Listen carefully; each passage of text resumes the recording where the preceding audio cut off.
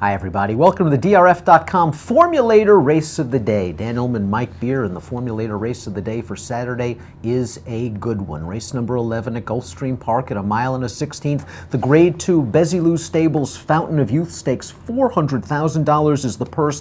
50 Kentucky Derby qualifying points to the winner. Let's take a look at this field. It is a big field, Mike. The number 1 Commissioner, the number 12 Top Billing, they know each other well. Yeah, they did. They ran against each other just last month, and they both ran well in that race. They finished 1-2, a neck apart in there, and I get why they're going to be the two favorites in this race, and in a lot of ways, the race in some ways comes down to those two horses, but I didn't necessarily think it was just as simple as taking 1-12 and that was it. Top Billing stuck in a very tough outside post position. Short run to the first turn. There's a good possibility he's either forced very wide into the first turn or he's forced to take back and concede a lot of ground. Oh, to me, I thought it was a pretty easy call there. I mean, the way they've been riding this horse anyway is to let him drop out of contention to the back of the pack and then make one run. And I'm assuming with post 12, that's what Joel Rosario will do. They'll break the gate, they'll take him back and try and save some ground, and he will just try and make one run from out of it, which is what he's done his last 2 times on the track. Commissioner a bit one-paced. Rare to see a 3-year-old this time of year who already has 2 wins at 1 1/8. He's cutting back to 1 1/16. Is this distance too sharp for him? I don't think it is. I think, especially when you consider the post position draw that he got, because obviously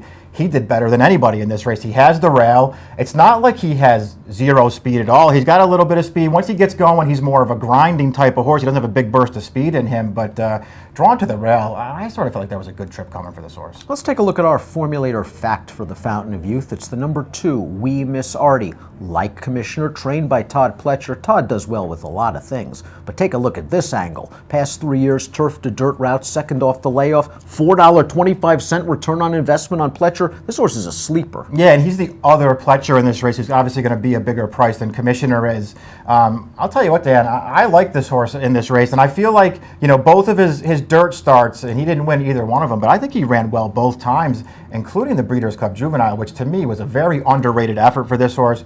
He was defeated as the favorite last time back on turf, but I thought he ran well again in that spot. I think this horse is pretty good. He got a good post, and we'll just see what happens. I should have, I took a long look at putting him on top in this race. Ultimately, I didn't do it, but I'm using this horse any bets that I make. The number 5, General A-Rod, outgamed the number 4, Wildcat Red on New Year's Day in the Gulfstream Park Derby. Wildcat Red came right back to air in the Grade 3 Hutchison at 7 furlongs with a big number. They've run fast races. Distance is the question. Yeah, distance is a big question, especially for Wildcat Red. I mean, this horse hasn't done anything wrong in his life. He's obviously talented, and his last race was a really big one. I mean, he destroyed that field in the Hutch. I guess if you have a fast 3-year-old, you're supposed to, try and stretch him out at some point and see if they can get the distance. I'm going to be surprised if he turns out ultimately to be a root horse, but he's been good in his last couple starts. Number 8, Almost Famous, made his first start of the year in the Grade 2 Holy Bull, showed some speed, tired. He missed time prior to that with some foot issues. Can you make the argument he's going to be a bit tighter this time around? He's going to have to deal likely with a couple of other pace factors. Yeah, I mean, the Holy Bull, that was certainly a very good field. We'll see what happens with him in here. There's other speed for him to deal with, and I got to be honest with you, Dan, I don't like his chances at all in here. Medal Count, the number 3, stretches out for Dale Romans off a sharp win on the turf. He's got a bit of a kick. Yeah, I think this horse is a little bit interesting. He's obviously going to have to get a lot faster, but he's going to be a big price in this race. Let's take a look at our picks for the DRF.com Formulator Race of the Day. I'm going to go with Commissioner, Mike. I think he's just going to sit a nice trip for Johnny Velasquez in behind the speeds, and we'll see if he can get up at 1 1/16. I'm going to use Wildcat Red and General A-Rod, who are going to be forwardly placed as well, but Top Billing is going to be tough as well. Yeah, we'll see what kind of trip he can work out from that outside post. I feel like he's going to drop back and just try and do what he did last time with that super impressive allowance win, just make one run from out of it. I think if he runs as well as he did last time, he might be a handful in this race. I like the 1. Mike likes the 12. If you're playing from home, check out DRF Bets.